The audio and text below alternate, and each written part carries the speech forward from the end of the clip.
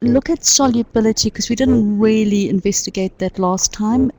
You have to be able to explain things like how easily something vaporizes, which is related to boiling point, and solubility in terms of intermolecular forces as part of the standard.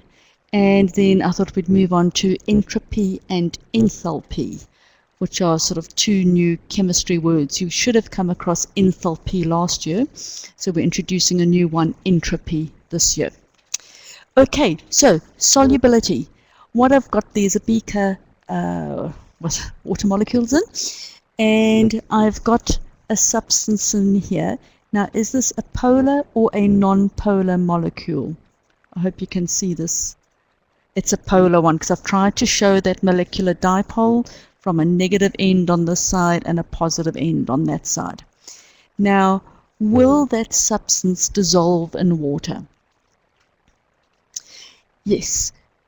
And I'm going to qualify that and say probably, because when you get onto organic chemistry, you'll see there are some substances that you'd consider polar, but won't dissolve in water, or won't dissolve very much in water.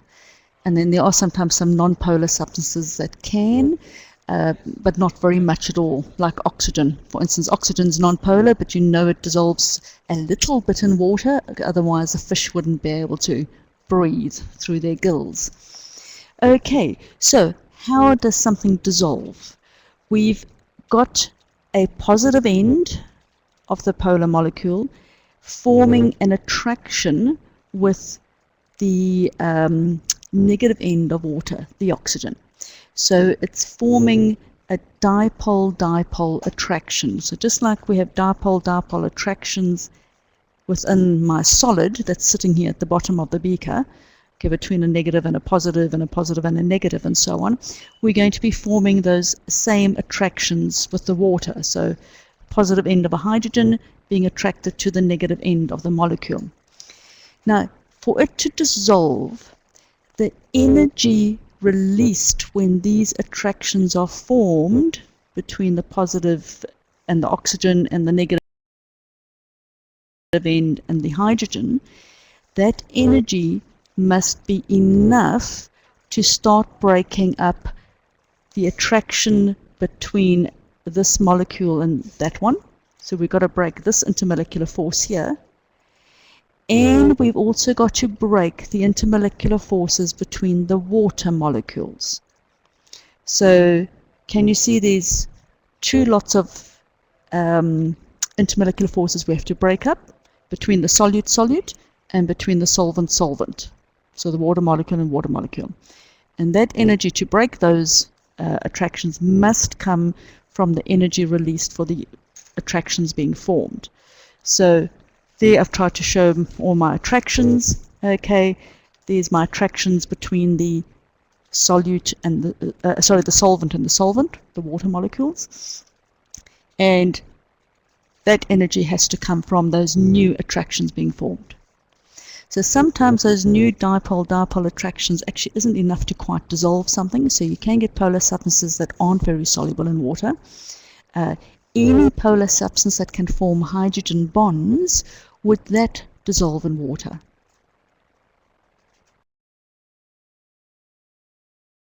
Yes, because hydrogen bonds are the strongest usually of the intermolecular forces. So if we can get a substance to form a hydrogen bond with the water, that energy is similar to the energy needed to break the hydrogen bonds. Making hydrogen bonds, breaking them, same amount of energy involved. So if your polar substance can form hydrogen bonds, it's pretty certain it'll dissolve in water. It does depend on a few other things. But otherwise, if it can only form weak dipole-dipole, it may not dissolve in water. So let's look at, okay, what I've got here. It's got to be, the energy released has to be similar or more so that we can break those bonds. So as an example here, I've got, do you recognize this molecule? Okay, there's my water solvent, and I'm putting in this gas. Does anybody recognize this molecule? 3 hydrogen atoms with a blue molecule, NH3, correct. Yeah, N is normally, just like oxygen is normally symbolized as red. Doesn't, of course, oxygen doesn't look red. In fact, liquid oxygen is blue. But that's just the symbology we use. And nitrogen is blue. So, can ammonia form hydrogen bonds? So remember what we did last week? What are the requirements to form hydrogen bonds? A molecule must have a hydrogen bonded to a nitrogen or fluorine or oxygen. So does ammonia have in it a bond between hydrogen and nitrogen? Yes. And if it can do that, it can form hydrogen bonds with other molecules, other nitrogen molecules or other water molecules. So here's our, NH bonds. So what we've got is a pretty negative nitrogen and pretty positive, don't say it is positive because it doesn't have a full positive charge, but you could say it's quite positive, or I'd say quite positive would be the best way of describing it. Don't say in ammonia you've got a negative hydrogen and a negative nitrogen and a positive hydrogen, because that's not quite correct. It's not that the nitrogen has a full negative charge and the hydrogen has a full positive charge. It's just that hydrogen's a lot more positive than what it should be, and nitrogen is a lot more negative than it should be. So I can form hydrogen bonds between the water and the nitrogen. And before I click, I just want to check over here. This molecule here is formaldehyde or methanol. When we do organic chemistry this year, then you'll come across it. Now, can it form hydrogen bonds? So just look at this one over here. Does it have a hydrogen atom attached to an oxygen, a fluorine, or a nitrogen? No. So methanol can't form hydrogen bonds of itself. So it has a much lower boiling point than something, say, like methanol. So this is methanol. Methanol is a liquid, methanol is a gas, okay, because it can't form the hydrogen bonds. But I have got an oxygen. So can this oxygen perhaps I should do it the other way. Can water form a hydrogen bond with this oxygen?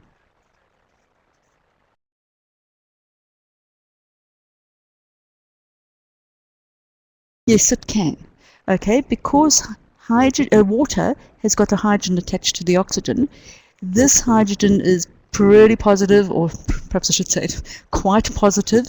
So it will be attracted to anything that is more on the negative side. And oxygen, being electronegative, is going to, and it's already double bond as well here, so it's got lots of electrons around it. So the hydrogen can form a hydrogen bond. Now remember, this is not a hydrogen bond, this is a covalent bond. The hydrogen bond is formed between the hydrogen of one molecule and the oxygen of another. So because I can form this hydrogen bond here, I'm releasing enough energy to break these green hydrogen bonds within the water. Okay, as well as to break these orange, weaker dipole-dipole forces of attraction. So what I'm trying to say there is substance, this is ammonia, it can form the hydrogen bonds, these are all the green ones, okay. The yellow ones are the new ones being formed, that gives off enough energy to break the green ones.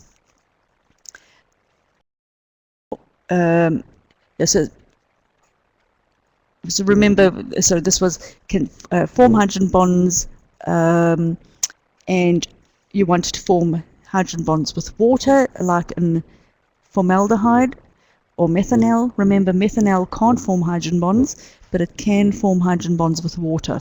or better stated, water can form hydrogen bonds with it. Okay, and so that would make a polar substance dissolve in water. As I say, it's not in every case. It really depends on how big this dipole is. And then for a non-polar solvent, so if we've got, for instance, chloroform or carbon tetrachloride, something like that, those are non-polar, and we'd need something to be non-polar to dissolve in it. And it's the same reasoning, because if you're forming an attraction between one non-polar substance to the other non-polar substance, what type of intermolecular force is being formed? Remember the ones we did last time? There was the temporary dipole force of attraction, the permanent dipole force of attraction, and the hydrogen bond. So which of those three is formed between a non-polar solvent and a non-polar solute? The temporary dipole force of attraction. And those are generally very weak, so not much energy is being released when those form. But on the other hand, are those temporary dipole forces of attraction in the solute strong or weak? So I've got to say a non-polar substance. So will the temporary will the temporary dipole force of attraction be strong within that solute? No, quite correct. So you've got weak forces of attraction within the solute, weak forces of attraction within the solvent. Okay, so those weak forces we form between the solute and the solvent is enough to break the first two types, the ones between the solute and solvent. So does that make sense? We don't release much energy, but we don't need much energy anyway.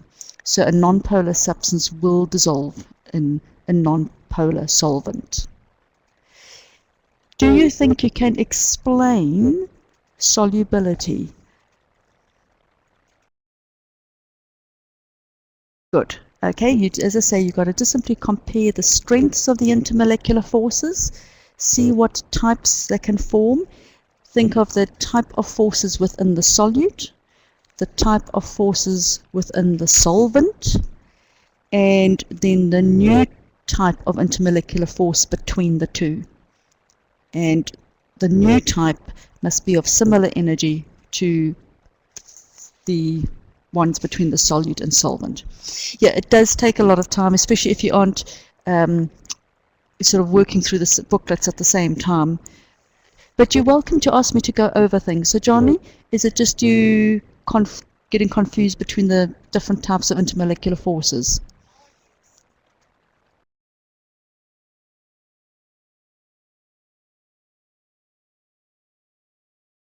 Caleb, I agree when you've got temporary dipole force of attraction and permanent dipole force of attraction, it's just so similar in wording. And then I talk about solvent and then I talk about solute. They're again very similar words. So it's hard when listening. Yep, so the non-polar attractions are the temporary dipole force of attraction. And they tend to be on the weak side. Oh, okay. Sorry, I didn't have any pictures for that. But it'll be a similar thing for that. You're just making new weak forces and it's releasing enough energy to break the old weak forces. Okay, so see John Lee's typing, but let's have a go here. Which of the following molecules are soluble in water? Now water, remember, can form hydrogen bonds. So you need to have something that will release a lot of energy when it makes new forces of new attractions to water. So you're looking for something that can form hydrogen bonds, or something that's extremely polar and so has got very strong permanent dipole forces of attraction. So let's look at this first one, ethanoic acid. Can that form hydrogen bonds? Yes. So will it dissolve in water? Yes. okay, because we've got similar forces of attraction. What about this next one? Can this one form hydrogen bonds? This is 1, 2, 3, 4, 5, 6. So this is hexane 1-ol. Just as a reminder of naming of organic chemistry, ol because it's an OH and it's got 6 carbons, and the OH is on the first one, so it's hexane 1-ol. Does that form hydrogen bonds? I'll answer your question just now, Johnny. Yes, it does. So before I carry on here, I'm just checking on what Johnny has said. I guess what I don't know is how a weak force in the solid's intermolecular force is not overcome by the strong forces in the solvent. True, but you're not just looking at the solvent versus the solute. What you're looking at is the attraction between the solute and solvent. Now, if the solute is nonpolar, it can only form temporary dipole forces of attraction with the solvent. So if I have, say, hexane, I can only form temporary dipole force of attraction with water. I can't form hydrogen bonds with water. I can't form permanent dipole forces of attraction with water. So am I going to get lots of energy being released or little energy being released when I've got hexane in water? Just a little. And because I've only got a little energy being released, yes, it could break the weak forces of attraction within the hexane, but it can't break the strong forces of attraction in water. So it can't get between the water molecules and spread out. So you've got to break the solvent as well as the solute. So I hope that makes sense, yeah. Okay. So what we've got here, we have got something that's hydrogen bonds, but this one is not particularly soluble at all. In fact, from 5 carbons onward, it doesn't particularly dissolve. It forms just a separate layer. And the reason being, although this forms a hydrogen bond, which is the same strength as between water molecules, this end over here is non-polar. So you've got this long non-polar chain that just can't get between the water molecules because it just can't form or release enough energy in the attractions to break those hydrogen bonds between water molecules. So this end could, but this end can't. So it's not going to get between the water molecules. So hexane 1-ol can't actually dissolve in water. And they can be quite sneaky, and they can ask you questions like this. Just be aware, if you've got a big non-polar end, then it's going to interfere with breaking enough hydrogen bonds within the water, and then it won't dissolve. What about methane? Is methane polar or non-polar? Non-polar, correct. So will it dissolve in water? No, correct. And you would have to do the whole explanation. Level 2, you just simply say, at level 2 you learn that like versus like rule. At level 3 you've got to be a bit more in-depth in your explanation. So basically you've got to say that the attraction between methane and water is weak because you can only form the weak temporary dipole forces of attraction. So not enough energy is being released to break the hydrogen bonds between water molecules. So it's not going to get in between the water molecules and dissolve. Okay, I see April is typing, but let's go on to the next one. So this is an ester, which you're going to come across. This is ethyl propanoate. April, breaking bonds uses energy. Correct. So think of it like a magnet. If you've got to take, you've got a north pole and a south pole attracted to each other. To take those two magnets apart, you have to use energy to pull them apart. So you're using energy whenever you break an attraction. But if you've got two strong magnets, if you hold them close enough, they're just going to come together. and that's the release of energy. So making bonds releases energy, breaking bonds uses energy. And energy is always, it can't be created or destroyed unless you're converting it into mass, and that's sort of Einstein's equation. So you've always got to have similar energies being lost or gained for something to happen. I know you get the highly exothermic reactions, but that's something different, so we're not going to go into that. Okay, we're just talking about dissolving here. Right, so here we've got something that's non-polar on this end, something that's non-polar on that end, something that's sort of polar in the middle. Can this form hydrogen bonds? No. So it can't form hydrogen bonds within itself. Yes, water could form hydrogen bonds with these oxygens, but this is actually not soluble. And when you do esters in organic chemistry, it's because I've got just simply too many non-polar ends. And these ends just cannot form sufficiently strong attractions with water to break the hydrogen bonds within water. So you may have molecules, that can form hydrogen bonds or something, but if there's a big non-polar end, it can't break up enough attractions between the water molecules to get between them. And the last one here is methanol. Will methanol dissolve in water?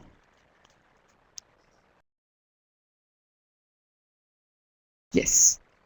Okay.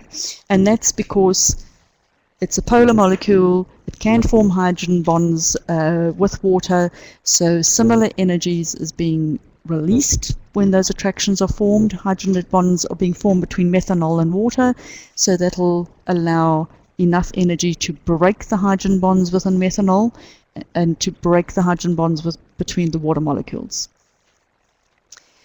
Okay, right, and I've done that over there. Now April is typing, so I'll answer her question when it comes up. What I've got here is now, well, before we go into here, are there any questions about intermolecular forces? No. So you just need to learn the three. Okay, if your cursor is in that chat box thing, then it comes up as you're typing. So if you click out of it, if you click on the side or something, then, because I think if I click there, well, it doesn't come up as me typing, perhaps because I'm host. Yeah. Right. Okay. So just click out of it. Right. This is now the last thing in the 304.2 booklet, and also going into the 304.3 booklet. Sorry, I've just been distracted here, and I just see about the 2 of April. Yes, when you get kicked out and you come back in again, sometimes you keep your old self, and then you just, if I freeze, if you sort of see I'm not moving, then you just know you've been kicked out, or I've been kicked out, and I'll know when I'm frozen. I'll come back in again. This is one of the downsides to Adobe Connect, I'm afraid. Okay, so entropy. They say teenagers are very good examples of entropy, and you can use that example when your parents moan about your untidy room, or when you want to just lie in bed all day and not get out and do anything. You can say it's science, it's entropy. Does anybody know what the definition of entropy is?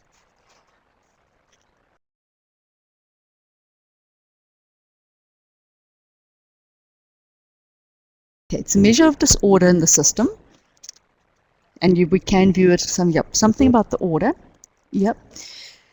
And that's why we say the untidy room. It's just so much easier to make a room untidy than tidy. If you've got a lovely stack of papers and you drop them, they're not suddenly going to get themselves into a nice order. They're going to just spray out all over the room. Yep. So April, you're saying there I didn't finish. Something about the order of. Oh, sorry. Okay. Yes. Of the system. Correct. Okay. So it really comes from the second law of thermodynamics, where everything tends towards chaos. And for a reaction to happen, the total entropy must be positive. In other words, there must be an increase in entropy, so an increase in disorder, for that reaction to happen. If it isn't, there's no ways it can happen. So according to thermodynamics, it cannot happen if there's not an overall increase in entropy. Now I'm stressing that word overall because you can get these localized bits where here there's a decrease in entropy, but it's balanced out by an increase in entropy elsewhere that makes the whole thing positive. So you can get these like localized decreases as long as there's an overall increase in total. Okay, so it is a measure of disorder, but one way, so in a reaction that can go back and forth, the equilibrium entropy increases both ways. Yep, Johnny, as I say, it's also to do with, once something's in equilibrium, it's going to just, it's going to be just sort of in sync. And actually, that's a good point. Is entropy released both ways?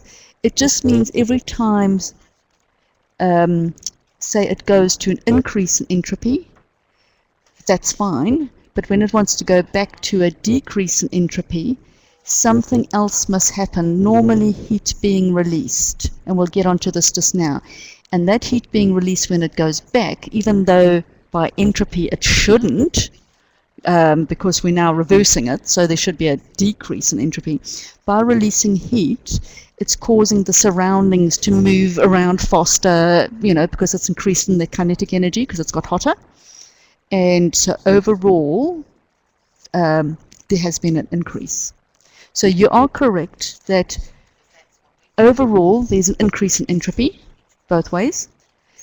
But localized, you might have the reaction having an increase in one way, just local, but decrease in the other. I think I need to perhaps explain a bit more so it makes a bit more sense.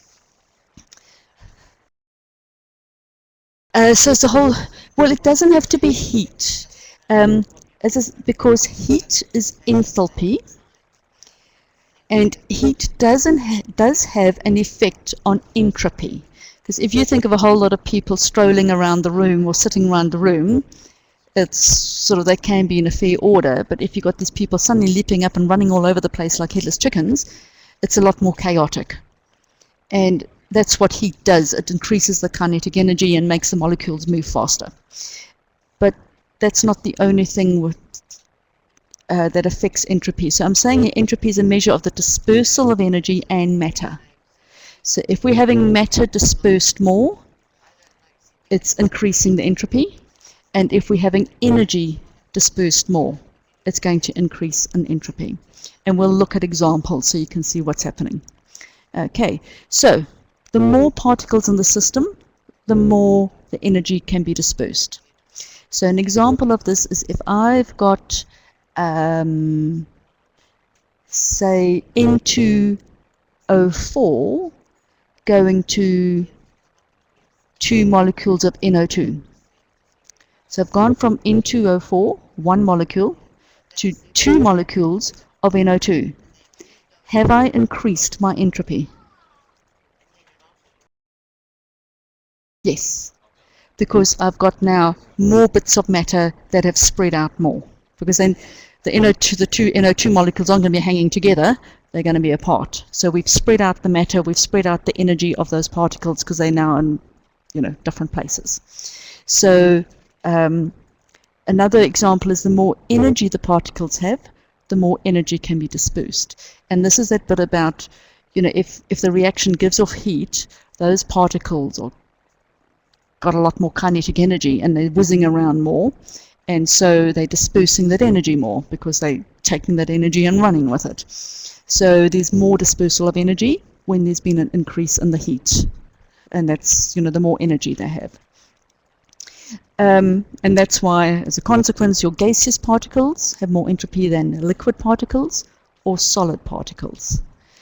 The aqueous, I haven't got here, the aqueous sort of sits somewhere in the middle between gas and liquid, depending on what it is. But for level 3, you can pretty much say when a substance is dissolved, it's going to have an increase in entropy because you've now got the ions dispersed. So as an example, if I take ammonium nitrate is a solid, all stuck together and so on, nicely ordered, and then I put it into the water. Now I've got all those water molecules as per normal, so they haven't really changed. But now my sodium nitrate, which was all now one solid in good order, I've now got sodium ions moving, ammonium nitrate. I've got now ammonium ions moving around and nitrate ions moving around. So I've increased the number of particles, so correct it. Okay, so that's more particles. There are variations on that, but and which explains why some things won't dissolve compared to others, because there isn't an increase in entropy. But generally you can say aqueous. So does ice have more entropy than water? No. Water has more entropy than ice. Because in ice, the water molecules are very fixed in position.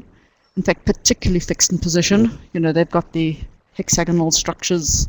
And that's why ice spreads out more because of that very fixed positions. And all they can do is vibrate.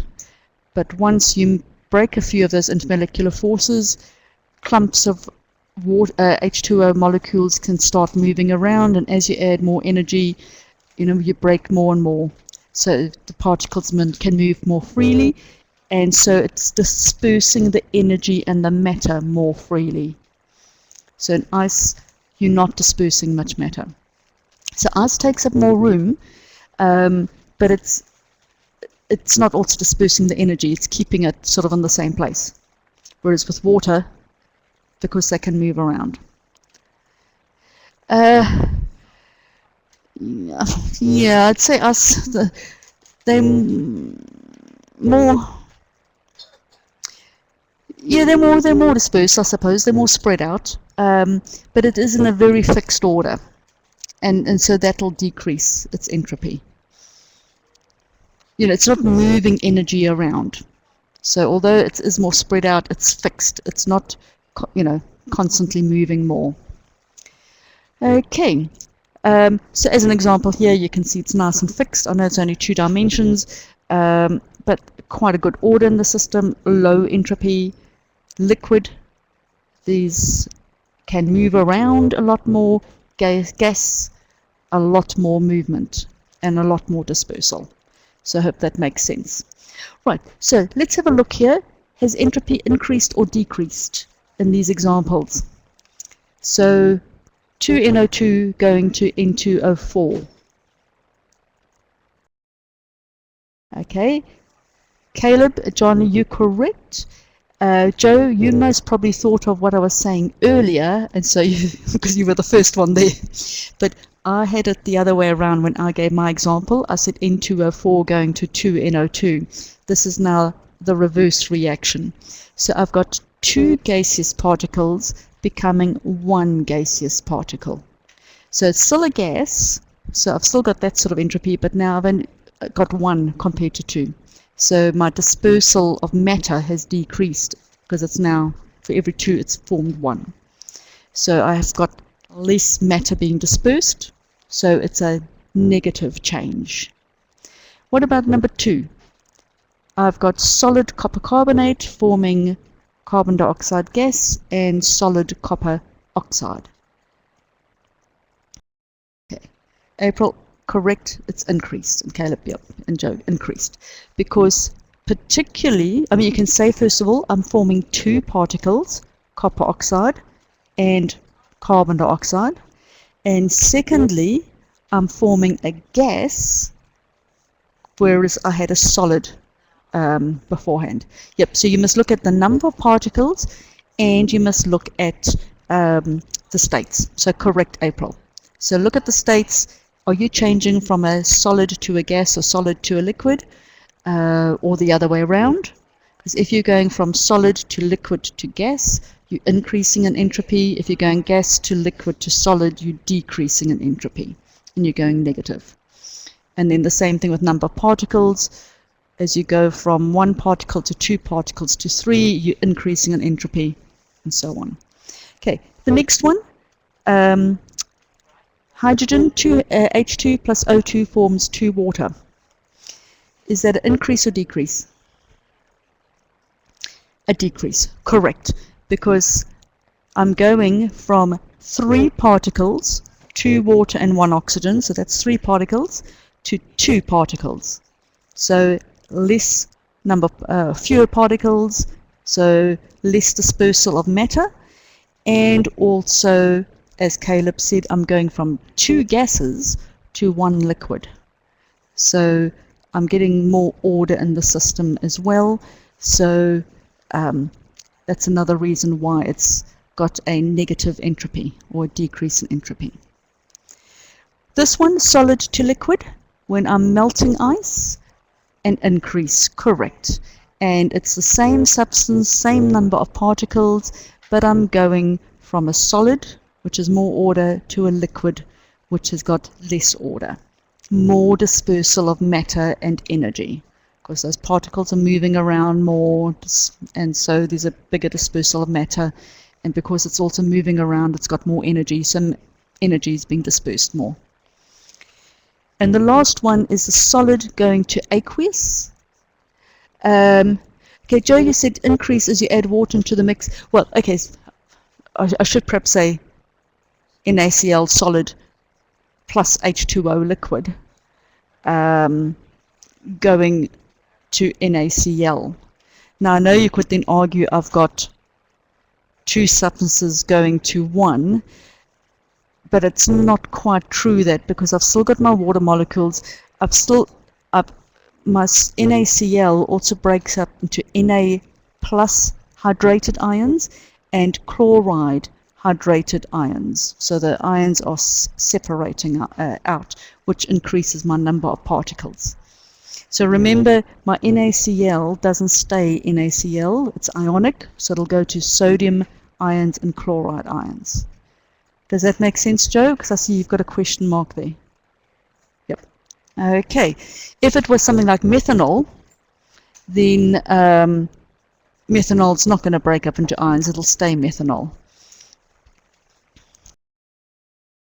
Any questions on, do you think you could look at a reaction and decide whether there'd be an increase or decrease in entropy?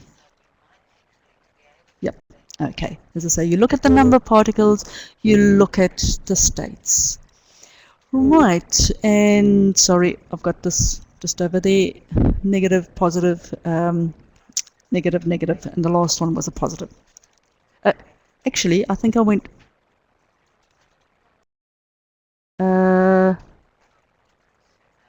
this is wrong. I better change this. That number 4 is an increase because I'm going from solid to liquid. Sorry, my mistake. Okay. Now, Caleb, why the capital S for entropy? Just because it is so. Somebody in their wisdom some time ago decided that S would be for entropy, and I must admit I'm not too sure why. I'll try and find out, and I'll tell you next lesson. Yes. I know another thing that's related to this, which you don't have to know in at level 3, is delta G, but that I know is because it comes from Gibbs. So I'll try and find out if S is named after a particular person, and that may be where it came from. Okay, now remember I said this thing about the total entropy must always increase for any reaction to happen. If the total entropy does not increase, it's not going to work. So as an example, take your cup of coffee or Milo or whatever you have. You know If you've got your hot cup of coffee or Milo and you leave it to stand, it's going to cool down. Now, if it cools down, what's happening to the entropy of your molecules in your coffee? Is it increasing or decreasing? It's decreasing. No, Caleb's correct there. Because remember, if it's cooling down, it's not going to rush around as much. It's going to, particles are going to move more slowly, vibrate less, and so on. So the entropy is decreasing. Now, I said it's got to be positive for something to happen, but if you leave your cup of coffee or whatever, it's going to cool down to room temperature. It's going to do it automatically. So it's a spontaneous reaction, which means there has to be an overall increase in entropy for that to happen. So if my entropy is decreasing in here, what is happening to increase the entropy elsewhere to make it work? And I see quite a few of you are typing. Right, it's increasing the temperature in the air. So what you've got is, this is hot, this is cool, or room temperature. So this coffee is giving out heat all the time. And because it's giving out heat, the air particles around, and there'll be lots of them, so the air particles around are not going to ever get as hot as the coffee. But because there's lots of them, and they're all vibrating a little bit more, we're going to have a big change in the entropy of the surroundings. So this is the system, and that's the surroundings. So overall, your coffee will cool down because of the total entropy increasing. This increase in entropy of the surroundings is enough to cancel out the decrease in entropy in your coffee. Okay, so I'm not going to answer that right now.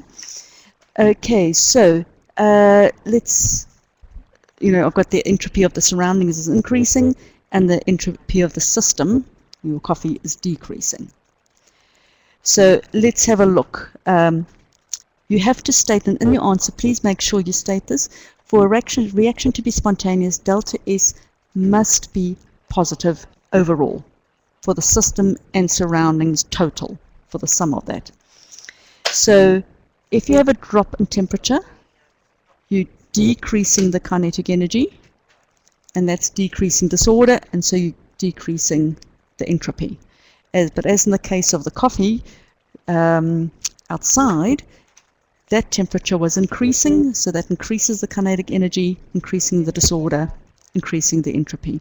And it's increasing that dispersal of matter and energy because those particles are moving around faster.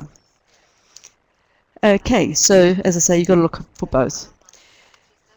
Now, to work out if it is going to work, this reaction, we look at the entropy, delta S, and then last year you came across enthalpy, which is delta H.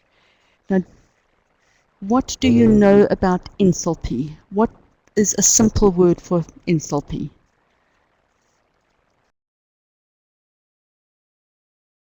And April actually mentioned it in her thing above there. Joe, correct, heat. So if enthalpy is confusing, you can use the word heat. Okay. Now, heat in a reaction can either be exothermic, where it gives off heat, or it could be endothermic, where it takes in heat. And that's all to do with the bonds. Remember, we were talking about it takes energy to break bonds and it takes energy to make bonds. Sorry, the other way around. It takes energy to break bonds. It gives off energy to make them. Okay. So if you've got more energy given out in the making of the bonds than energy needed to break the bonds, you're going to have an exothermic reaction. If you've got too little energy, so it takes more energy to make the bonds than to break them, it has to suck in energy from the surroundings to try and make that reaction work. So that's an endothermic reaction. Does everybody remember exothermic and endothermic? Okay, right. So exothermic is when heat is being given off, okay, and we make that negative. So this is an increase in entropy, positive, and heat given off. So this type of reaction is always going to work. So burning something. If you burn something, then you're giving off energy, so it's an exothermic one. And of course, you're taking the solid wood with ordered particles and changing it into gaseous carbon dioxide or carbon, or all that sort of thing. So you're increasing in the entropy as well, and you're changing from solid to gas. So that reaction is always going to be spontaneous. Now, just a word, spontaneous. Don't think about spontaneous as being something that's going to happen just like that. I use that word with a cup of coffee. It's always going to cool down. It's spontaneous. But in chemistry, spontaneous means a reaction that thermodynamically can happen. So, you can have a box of matches sitting in your kitchen for years on end, and they are not going to suddenly burst into flame. Okay? But chemically or thermodynamically, they can, once they've got the spark, they can burn. And the difference between that is thermodynamics only looks at the energy in the beginning of the reaction and the energy at the end of the reaction. When you do reaction rates, do you remember those funny graphs with that hump in the middle, and we talked about activation energy? Okay, yep. So that activation energy is what we call to do with kinetics. And if that's just too big a jump, then you can have your matches sitting around the kitchen and they're not going to spontaneously ignite because they're going to need too much energy to get over the hump before it starts releasing energy. But once you add the spark, it will happen. So it all depends on how big that activation energy is whether it's just going to, according to English, spontaneously burst into flame. But in chemistry, whenever we have a spontaneous reaction, we simply means thermodynamically it is possible, it should be able to happen. Caleb, yep. And that's, as a firefighter, that's one of the things you learn, that if something is at a high enough temperature, it will spontaneously ignite. So if you sort of think you've damped down all the flames and so on and so forth, if there's a spot of high temperature, something that's still high temperature, somewhere, you can leave it that night thinking you've totally put out the flame, it will spontaneously burst up again. Because it's at a high enough temperature for it to do that. So that's why, firefighters will always, yes, so that's right. And that's what happens. It's a lot of fires in New Zealand is that because they've got something too close to the fire and it's now hot enough to do that spontaneous ignition. So it's enough those particles are now vibrating enough that it's overcome the activation energy. Because that's the only thing that's stopping a spontaneous reaction from happening all the time like that. So oxygen and hydrogen, explosive. It's what they use to send up rockets to the space station and the moon and so on. But you can have oxygen and hydrogen together and it won't explode, it won't do anything. But you get them in the right ratio with a spark, well, kaboom, off it goes. And it's just enough to kick it over that hump. Okay, right. Now, if I have the opposite of this, if I have a positive delta H, so in other words, my enthalpy, or I've got an endothermic reaction. So it's making the bonds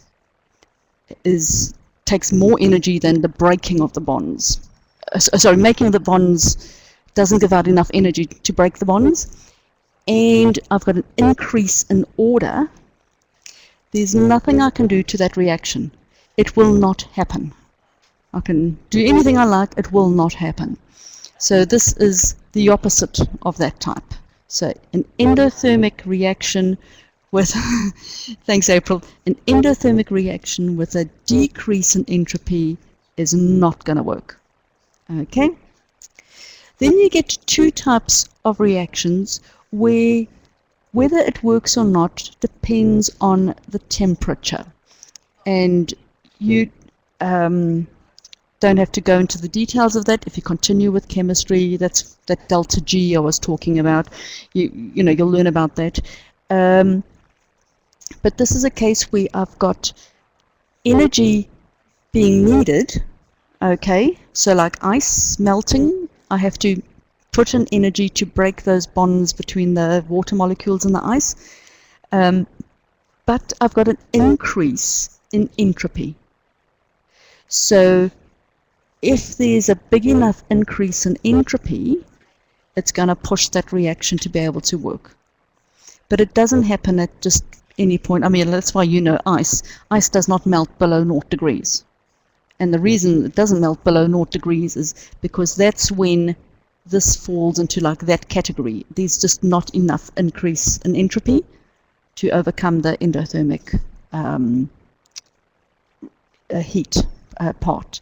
So, but above 0 degrees, then it'll work. And the other way with condensation, if you've got vapor, if you're going showering and whatever, and you see all the condensation on the mirror, etc., that is where it's an exothermic reaction, because energy is being released because you're forming lots of attractions between the water molecules as it's condensing. So it's an exothermic reaction, but I'm going from a gas to a liquid. So there's a decrease in entropy. And that, again, does not happen all the time. On a very, very hot day, you're not going to get any condensation on the mirror in the bathroom, no matter how much you shower, unless, of course, you've kept everything closed. But you get the idea. So it is temperature dependent. But you can, by changing the temperature, you can make this type of reaction work. Yep. You can have a cold shower. Yeah. Okay, so I see we've just got a few minutes left. So here's an example from, actually not last year's exam. Last year's exam I looked for an entropy question and I couldn't find any, which was quite surprising because I thought they would put entropy in. So this is from the 2004. We're way ahead of our time. This is what you're going to get in 100 years' time. Okay, ammonium nitrate dissociates in an endothermic reaction as shown in the equation below. So you've got your solid ammonium nitrate going to ammonia and nitric acid, but that still is a gas, if you like, hydrogen nitrate. So they're asking what changes in entropy can occur during the reaction. So does the entropy of the system increase?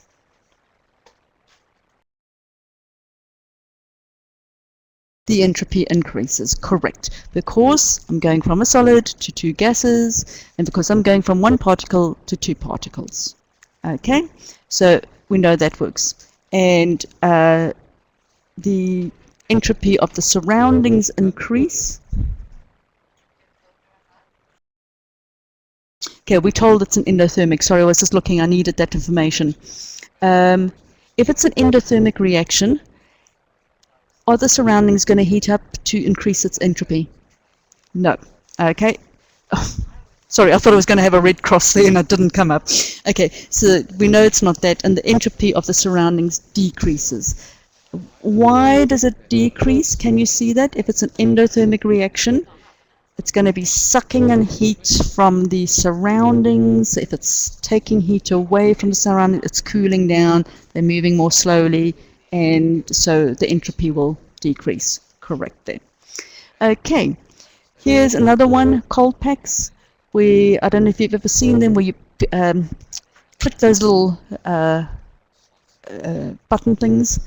Or actually, this is the one use one, where you break something and it releases ammonium nitrate into a liquid, water, and it gives off or it takes in heat, it becomes just very cold. So it's endothermic, so very similar type of question to the previous one. Explain why this is so. In other words, explain why this is spontaneous in terms of the entropy. So what is happening to the entropy? Is it increasing or decreasing?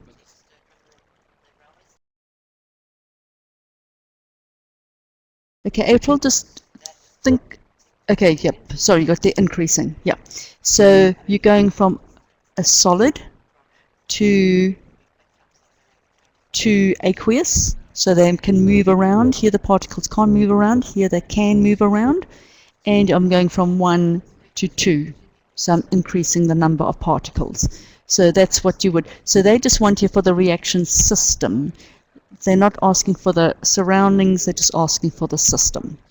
Okay, so I've highlighted the key points of dissolving, spontaneous, endothermic, and we're going from solid to aqueous. And remember, you've got to have an explanation, and you're talking about the entropy. So you would say that it's endothermic, positive, so it's changed from a solid to solution, so more disorder, more entropy. Remember that statement I said you should make whenever you're explaining entropy? So you must have a positive overall entropy change for the reaction to be spontaneous. And then here I have actually included the bit about the surroundings. Strictly speaking, if it says reaction system, it should only be for the system, but you never know how they mark it in the exam, so if you have time, just give more detail. Okay, and I think that's... Oh, okay, I'm going to stop here, and that this now goes on to thermochemistry, because we are at 4 o'clock. And so I'm going to stop. Now, I am going to be off the next 2 days. So I'll only be downloading this during the holidays sometime. So you won't see this on YouTube in case you're having a look. But otherwise, have a lovely holiday. And I hope you get a bit of a break. And I hope you catch up on your chemistry. Okay, when will the next class be? It's going to be the first Wednesday of next term. I should be all right to be back, but I will let people know if it's not going to be the first week.